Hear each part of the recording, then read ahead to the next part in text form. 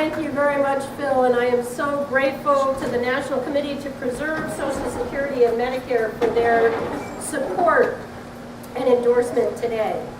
As Phil mentioned, yesterday was Medicare's 47th anniversary. I spent the morning down in Nashua and Salem visiting with seniors at the senior center there, and I spent the afternoon talking about home care. I've heard all across New Hampshire over the past few years from folks who have worked hard, who have paid into the system all their lives, and who now rely on Medicare in their retirement. These seniors and those gathered with me today aren't looking for a handout. What they're looking for are leaders who will protect the benefits that they've spent their entire lives earning and paying for. People in New Hampshire care deeply about this issue, and for good reason. We have over 220,000 people in New Hampshire who depend on Medicare to cover the health care that they need, from routine hospital visits and prescription drugs to emergencies and hospice service. And that's why this debate is so important. At the end of the day, it's not just about competing plans or policies, but rather it's really about the priorities that we face as a country. And when it comes to Medicare, the choice could not be clearer. Earlier this year, as Phil mentioned, Congressman Bass and the House Republicans passed a radical budget that would essentially end the Medicare guarantee. It's a budget that would push seniors into the arms of insurance companies and force them to pay thousands of dollars out of their own pockets. And why would Republicans make these deep cuts to Medicare? So that they can give massive tax breaks to millionaires, big oil, and companies that ship jobs overseas. In place of the traditional Medicare guarantee, the Republican plan would provide every senior with a voucher to use in the private health insurance market. It sounds simple enough, but what Republicans don't like to tell you is that the vouchers quickly will not cover the rising cost of health care, meaning seniors, including those across New Hampshire, will have to pay more out of pocket when they get sick. And that's not right. Every single senior deserves quality health care. That's why Democrats and Republicans passed Medicare in the first place. And that's why we must keep this solemn promise to our seniors.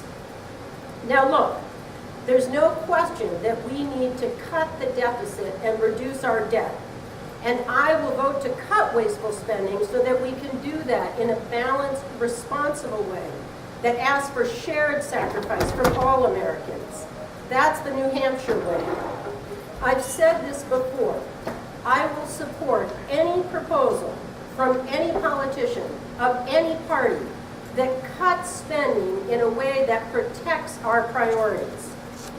A House Republican has recently introduced H.R. 4631, a bill that would increase accountability in spending on major government conferences. I support this common sense bill and others like it, and I urge Congressman Bass to do the same. But what I don't support are efforts to undermine Medicare and balance the budget on the backs of seniors and the middle class, all in order to give tax breaks to millionaires and big oil that they don't need and frankly we cannot afford. Republicans have their priorities exactly backward. We shouldn't be undermining Medicare to make room for more massive tax breaks for the wealthiest Americans. We should be ending those tax breaks so that we can protect Medicare for our seniors and the next generation. Yes, we have to work together to bring down the cost of health care and to improve Medicare. But we need to do both in a way that doesn't hurt seniors and instead takes the fat out of the system and focuses on prevention and wellness. New Hampshire voters are with me on this, and I'm very proud to say that just in the last couple of days, more than 2,600 voters have signed a petition we launched calling on Congress to protect Medicare for our seniors. Now, you wouldn't always know it from watching Washington, but we can do that. We can put the partisan political games aside and find a bipartisan approach to get this done. But we can't do that with the Congress that we have. We can't send the same people with the same ideas and the same approach back to Washington and somehow expect a different outcome. We need a new approach in Washington that's focused on common sense bipartisan solutions that will strengthen the middle class and protect our seniors. That's what I'm offering in this race, and that's the approach I'll bring to Washington every single day when I'm elected to Congress. Thank you, and with that, I have time for a few questions.